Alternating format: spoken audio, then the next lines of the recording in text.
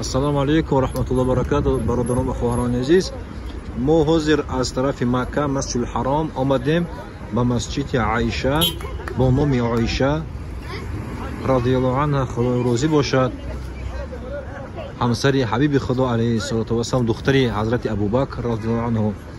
Дар ин масҷид мисол одамое ки умра мекунанд, ҳаҷи майда мекунанд, мисол ин ҷои ният, ин миқот. ин масҷид ном дорад Масҷиду Танъим, Масҷидул Аиша, номоширо бисёра, ё меган бо яхилон меган Масҷидул Умра. ҳамин одамое ки дар ҳамин Макка зиндагӣ мекунанд, миқотшон барои ҳаҷи калон ҳамин ҷае. мисол агар мо ҳаҷи майда кунӣ ки омадем барои ният кардан 2 бораву 3 бораву 4 бора умра кардан, ҳаҷи майда кардан, бояд ҳамин ҷа биёем. ай Макка то ҳамин ҷаро қариб 8-9 километр. Масалан ҳаста автобусо, мисол автобусҳое ҳастанд ки бепул меёранд, ҳастанд бо ҳамҷода таксиҳое ки масалан 15-20 минута ҳамин масҷида меёранд шуморо. Яке агар шумо бихоҳед киро кардан, ин ҷои таксиҳо ҳастанд, кирошон мекунед меёед. Барое ки бепул омадан, ман иншоалло ҷошон нишон метавам, ягон ҷо рафтан дар кора, ҳамин ҷо ҳам хел омадан мумкин аст. наздик мешавем ба масҷиди Аиша радияллоҳу анҳа.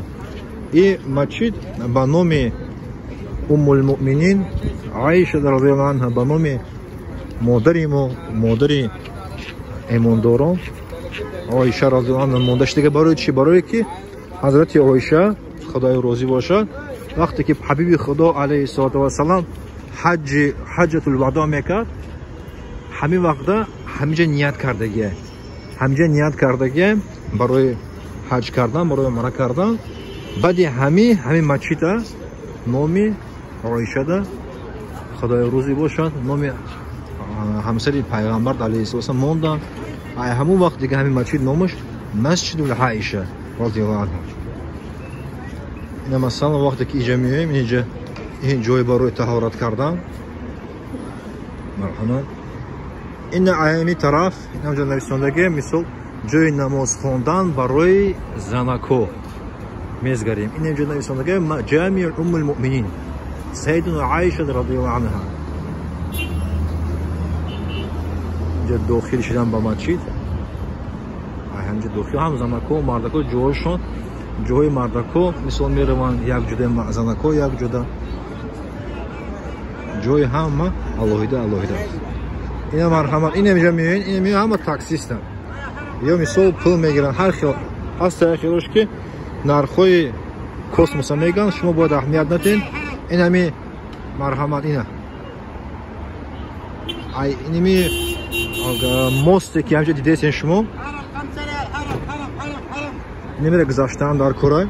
شما اگر همی موستی که گذاشتین همجا را میزگرین، همی را گذاشتین، راست او طرفی راه میرین. این همجا جایی که ای طرفی راه مثلا شما دیدین همی حاجای شتگی هم، انا همجا اتوبوس میاد، همینجا اتوبوس آدم رو میگیره راست مسجد حرام میبره بپو. مرحمت. این برای آدمایی که مثلا امکانیتشون و از بین امکانیت ندارن. این حاضر ما میریم، مثلا این ما اومدیم ای مسجد حرام اومدیم برای نیت کنیم، چی باید کرد؟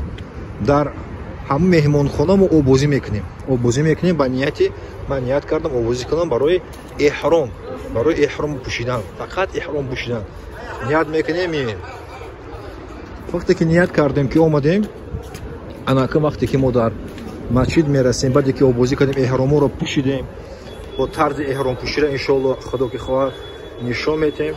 اینا ما اومدیم مثلا همیشه راست میایم، پوپشور امکانیت باشه قدی خمو بگیریم بهتر میشه، برای که درجه میتونن علی شوند. که دزدیش نمیگیم، خیلی آدما پوپشو دیگه رو میپوشن میریم و میمونیم بی پوپشی. اینا مرحمت. این الهیده برای زنکو میدروین. این ما وقتی که مسجد رو اومدیم، بسم الله اللهم افتح لنا ابواب رحمتك، پای روز قطعه می دوره میگیم میدریم. مرحمت. این مسجد عایشه رضی الله عنها.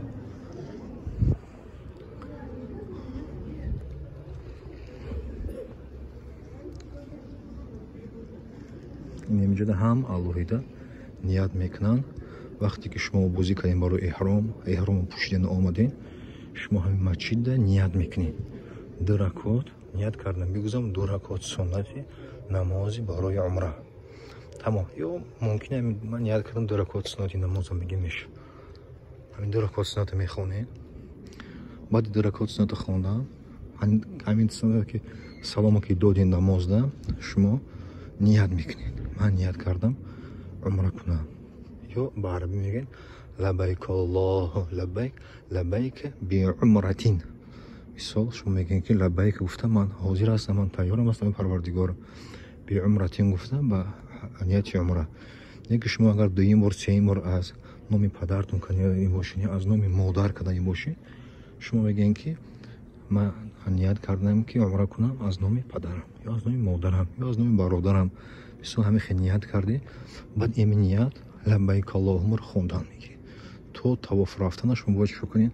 ҳамин лаббайк аллоҳумма лаббайк, лаббайк ла шарика лака лаббайк, иннал ҳамда ва ниъмата лака вал мулк ла шарика лак. ҳамин чанд қабул бисёр бихонем хубда. ҳамин ки тавофда ки расиден аямҷа ки расшиштен рафтен тарафи масҷидил ҳаром, ҳамон ҷода ки тавоф кунед ки сар карден, ҳамин лаббайк гӯӣ тамом мешавад. бо чӣ хел тавоф мекунанд, якҷо сар мекунанд, иншоаллоҳ худо хоҳад он навор мекунем, нишон медиҳем барои ният кардани тавоф. мисол агар саволо боша шумо бинависонед, мо кӯшиш мекунем ҳамин саволҳои шуморо ҷавоб бигем. савобаш хеле зиёда. худо иншоаллоҳ ҳамаи шуморо нигоҳ дора.